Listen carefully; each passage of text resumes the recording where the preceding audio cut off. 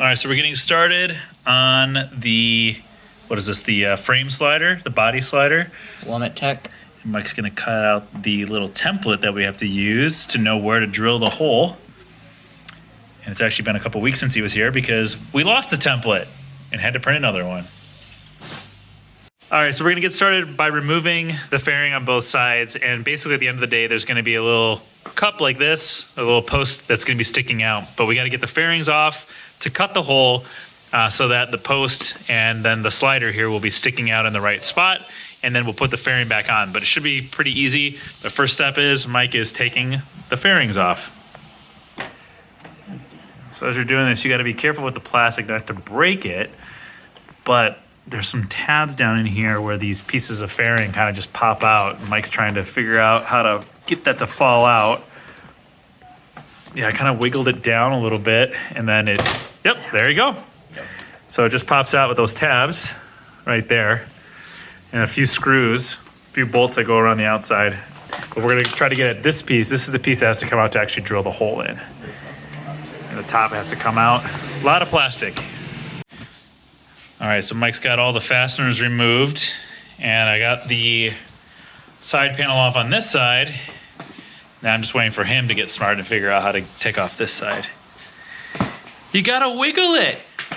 There you go. Give it a little wig. Right here is where it's stuck. Yep, yep, there's a little plastic slider and it slides in place down in here. This way? Mm-hmm. He said he push it down toward the nose, gently. Mike, this is why I like naked bikes. Like that street triple right there. Damn, that thing is sexy. 2 bolts and the fairings off. Look at you. This is like an art project.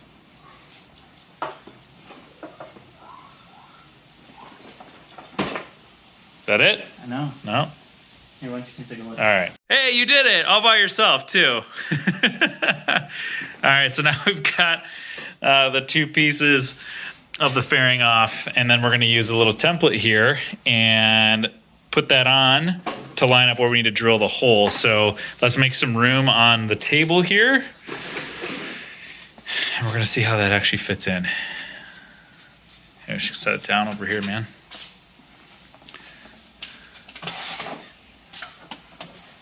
All right.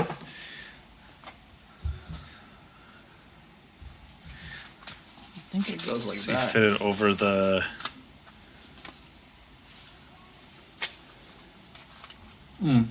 Left fairing. Gotta make sure you're using the right, correct side.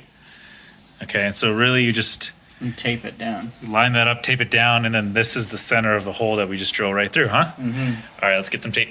All right, so we've got the template taped up and we lifted the fairing off. I actually just put a roll of duct tape underneath there so we can drill right through.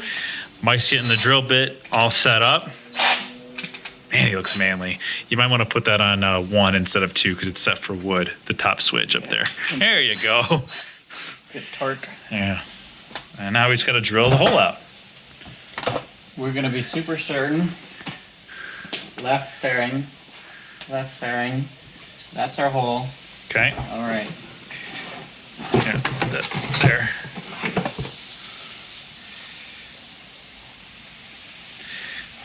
Measure twice, drill once.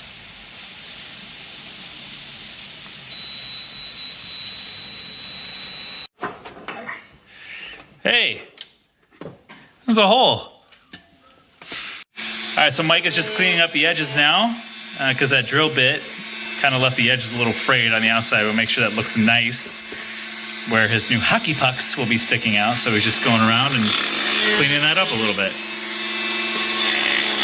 All right, so now we got to get the stock bolt out of the frame here, and then we're going to be replacing it with this much longer bolt that will actually go right in here like this, and then the puck is going to go on the outside. So first thing is to get this out, and then we'll install the puck and then put the piece of the fairing back on once the puck is installed. All right, so here's all the puck pieces. Mike's going to show kind of how it all fits together here. So there's a sleeve, we drop that inside, then the bolt goes through the sleeve. And then there's this, looks like a stabilizer sleeve that creates the space, and then the whole thing screws in place there.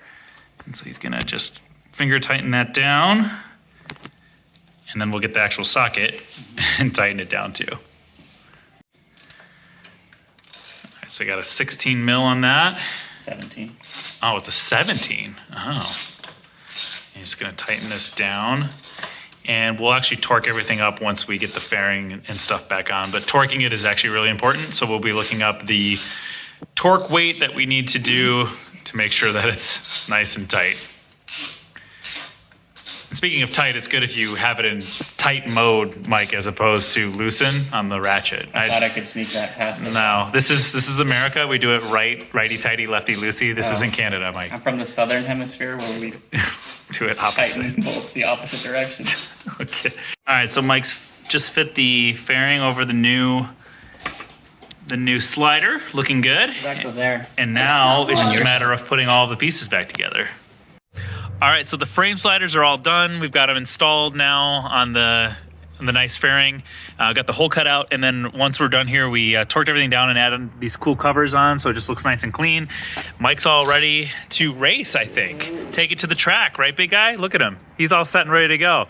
So we'll call the slider project done for all three pieces. We got the fronts, the mids, and the rears. Looking good. Take off on that R3, Mike. We'll see you soon, dude. Thanks for stopping by Tim's Garage. Peace. Maybe a new horn would be good next.